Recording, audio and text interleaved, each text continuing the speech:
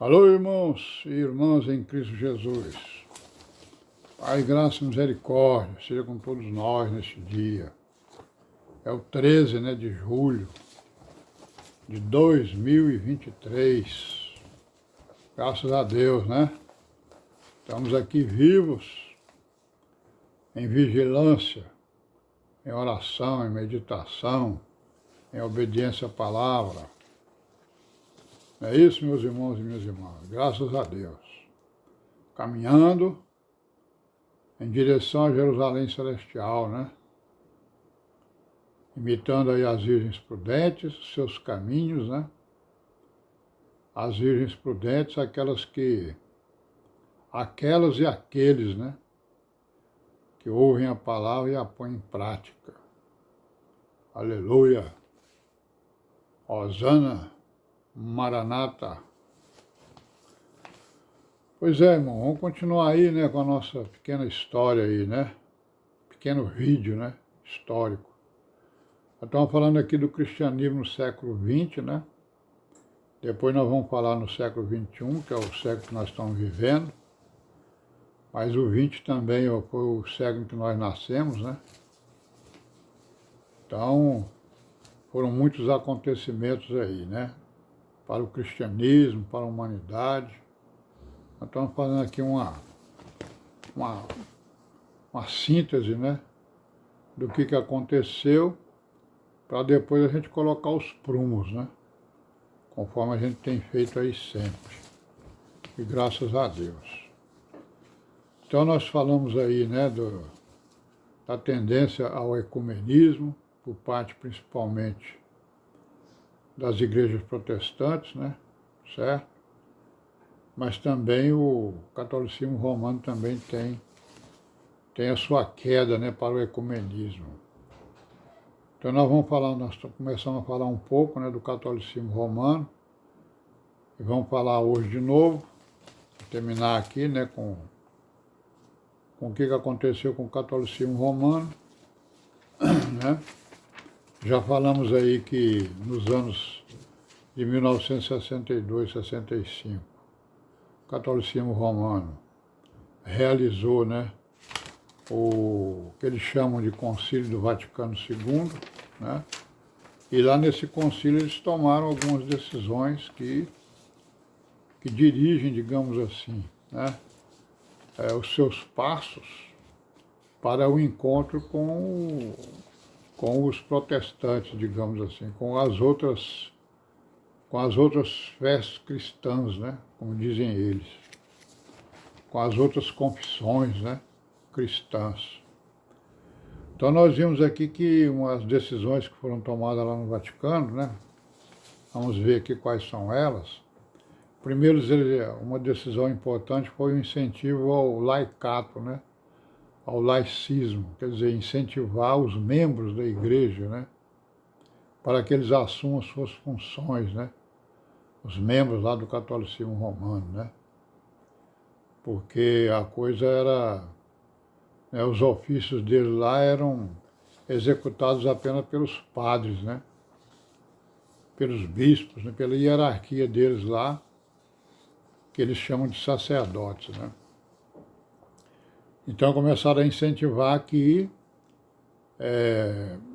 os atos, né, que eram feitos pelos sacerdotes e pelos que fossem também realizados pelos membros, né, lá do catolicismo romano. Outra coisa é que eles incentivaram a leitura da Bíblia, né, eles acabaram com aquela proibição, né, de que ninguém podia ler a Bíblia. Outra coisa, decidiram que a missa deles lá ia ser na língua vernácula, né? Não ia ser mais no latim, mas ia ser na língua de cada nação, né? E outra coisa que decidiram lá, que os protestantes são irmãos separados e não hereges, né? Quer dizer, o protestantismo não tem heresia, né? E nem o catolicismo, né? Eles são irmãos separados. E outra coisa que incentivaram, né, estão também incentivando o movimento ecumênico, né? De unidade das religiões cristãs em busca exatamente de seus objetivos, né? O casamento aí dos sacerdotes deles, né, continuou sendo proibido, né? Não houve abertura para isso. E aí, depois desse Concílio Vaticano II, começou a aparecer alguns problemas lá para eles, né?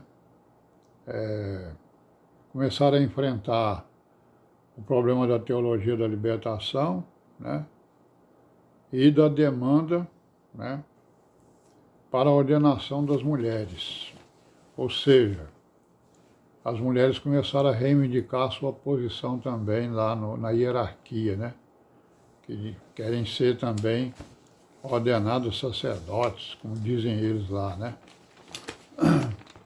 É um palavreado totalmente diferente, né? Do palavreado das Escrituras, né? Palavreado totalmente contrário, né? A tudo aquilo que a gente vê nas Escrituras. Bom, quando foi em 1961, essa Igreja Romana, então, foi um pouco antes do Concílio Vaticano II, né? Essa Igreja Romana, ela mandou representantes para a Assembleia do Conselho Mundial das Igrejas. Então, nós estamos vendo aí que essa tendência para o ecumenismo já era antes, já existia antes do Vaticano, né? Porque em 61 eles já mandaram representantes lá para o Congresso da Assembleia do Conselho Mundial das Igrejas, que a gente já viu aí, né? Que congrega várias instituições, né? E em 1965, já como consequência, né, digamos assim, lá do Concílio do Vaticano II, né, o chefe da Igreja Romana, o Papa, e o chefe da Igreja Ortodoxa, né, lá do Oriente, eles que tinham se separado lá no ano de 1054, né, eles agora, em 1965, eles conseguiram fazer lá as suas pazes, né, digamos assim, né. Um perdoou o outro, né, porque lá em 1054, um excomungou o outro, né, um separou o outro da sua igreja, digamos assim, das suas crenças, né. Então isso aconteceu em 1965. O Papa era o Paulo, né, e o patriarca era o Atenágoras, e aí eles então se perdoaram mutuamente, né, por causa exatamente das suas desuniões, né, das suas brigas de 1054, que na verdade começou muito antes, né. A disputa entre eles começou lá no Concílio de Nicéia, né, já lá, né, e nunca mais, só em 54, só 800 anos depois é que eles foram se separar, né. Sim, então, ainda no século XX, nós vimos aí o aparecimento de novas religiões, né, cristãs, novas seitas, né, novas igrejas, novas denominações. Aí vamos falar um pouquinho sobre elas. Porque o que foi que aconteceu? Depois da Primeira Guerra Mundial, né, houve uma grande decepção, né, das pessoas com o cristianismo, né, daquela época, né, 1917, 18, 20 e até os dias de hoje, né, porque o cristianismo daquela época ele apoiou a guerra e depois apoiou o nazifascismo, né, certo? Apoiou o nazismo, o fascismo, apoiou a guerra, né, a Primeira Guerra Mundial, e depois apoiou a Segunda também. É claro que não foram todas, né, mas a maioria fez exatamente isso aí. E foram então procurar abrigo espiritual, né, em outras religiões, né?